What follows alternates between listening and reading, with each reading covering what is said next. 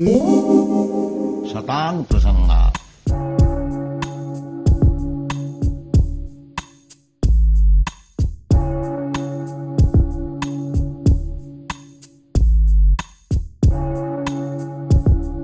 Talks between devotees.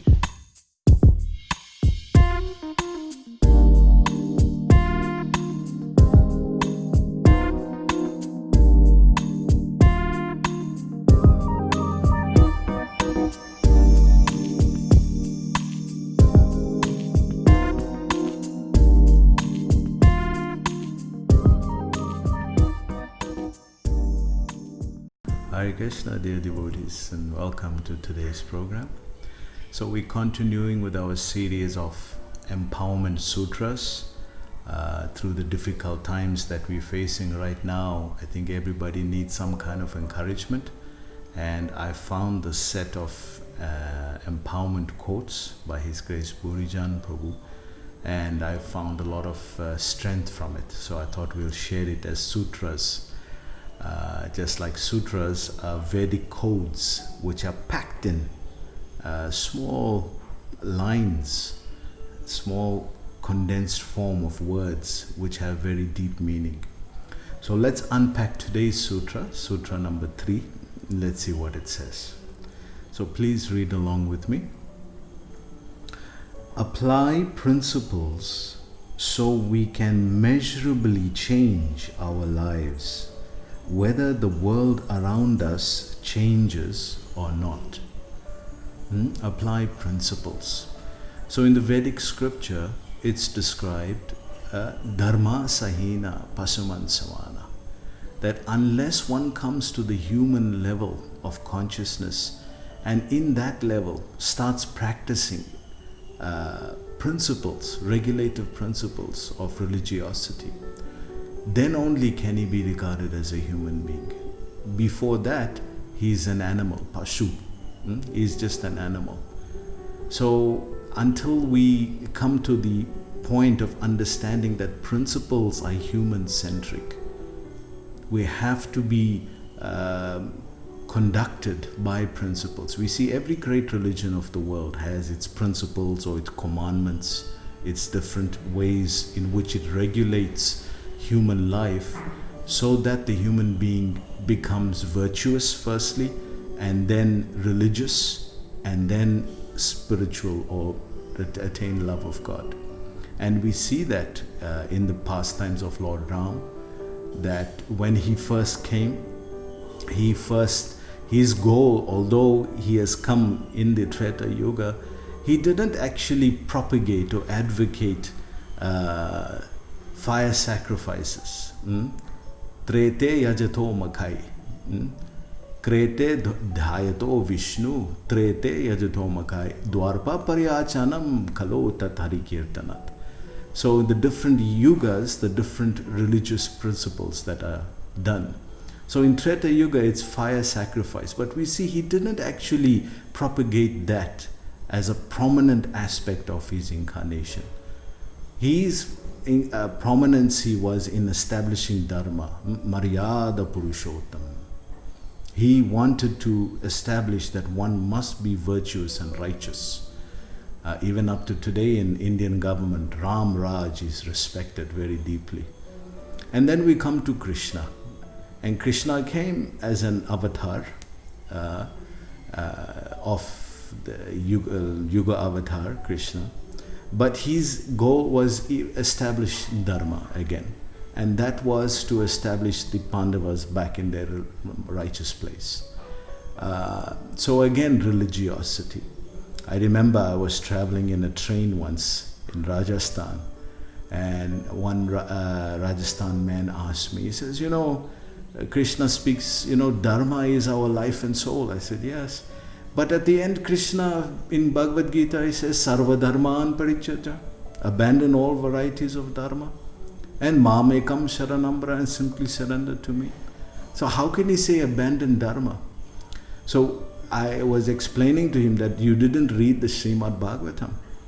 Dharma projito paramo nirmatsaranam satam. That we are abandoning lower forms of Dharma. Remember, Arjuna quoted 20 Dharma Shastras in Bhagavad Gita. And at the end, Krishna says, abandon all those dharmas and Mamekam. Just surrender to me. So we are giving up a lower form of dharma for a higher form of dharma. And now in Kali Yuga, what is the dharma, the higher form of dharma? Well, we know the Yuga dharma is Harinam, Kirtan. And what has that done? So that again has encompassed regulative principles, but now the goal is not on dharma, the goal is on prema, attaining love of God. And this should be the ideal way in which one should understand religion. It should lead to attaining love of God. So let's see what the sutra says. Apply principles so we can measurably change our lives. Unless we apply teachings, philosophy to life, life doesn't change. Even Einstein was famous of saying, you can't expect change in life from the same level of consciousness that created it. You need a higher level of consciousness if you want change.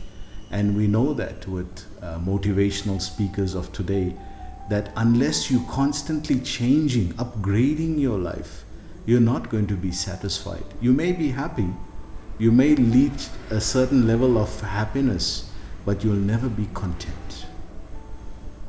Contentment or satisfaction can only come if you're going inward. And this, I think, leads us to the third point here, where he says, whatever the world around us, whether the world around us changes or not, whether the world around us changes or not, we live our lives very worldly centric, that what the world says, what the world does, trendly.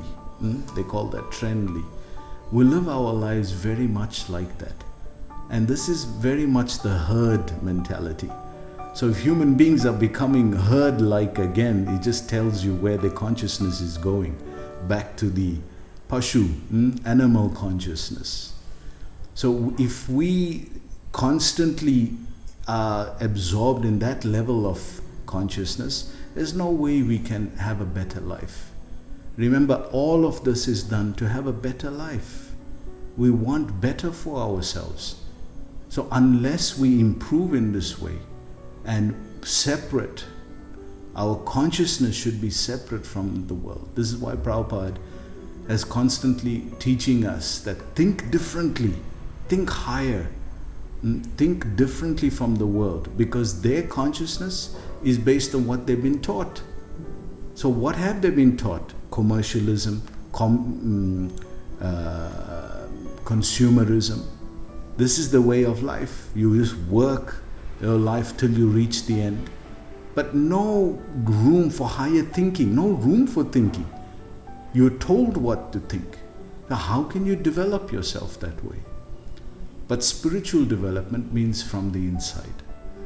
You may not have the power to change anything on the outside. There's different forces of nature, Adi Atmik, Adi Bautik, Adi Devik.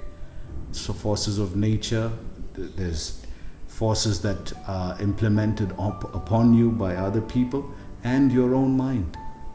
So you may not be able to change much on the outside, actually very little, but you definitely have the power to change from the inside. And that is your prerogative. That is in your own hands. So use that strength, use that power, because psychology is very powerful. If one is convinced of a doctrine, he can completely dedicate his life in that way, not even considering whether it's right or wrong. Therefore, we accept philosophy or scriptural understanding coming in descending order. Because in descending order, there's no interpretation. It's presented as Krishna desires. So even in Bhagavad Gita, Arjuna, the Gita is nothing but a book of principles of how to live life and how to understand and move, how to move through this. So until Arjuna heard the Bhagavad Gita, he then put his life into perspective. Although as a Vedic Kshatriya, he was listening to this philosophy over the years from different rishis and different munis, gurus that would come to where he lived. But when he heard Bhagavad Gita, it changed. It became a philosophy that changed his life. And that's very powerful. That's a kind of philosophy you want to have connection with. Because that kind of philosophy can bring out the other person in you, the deeper person in you that even you don't even know right now. So it's important that we reflect on these deeper matters. So Bhagavad Gita, being a book of deep principles, although Krishna shared these principles, at the end he said, Arjuna, you decide now what you want to do. And what did Arjuna say? Yata chese tata kuru. I just do what you guiding me. I'll just do what you want, Krishna. So he dedicated from Dharma, from just following religiosity, to now a pure Parama Dharmo, higher level of Dharma, which means following Krishna. Mam ekam saranam braja, just surrendering to Krishna and whatever he has dedicated for our lives. So thank you very much. Please join us again tomorrow. Hare Krishna.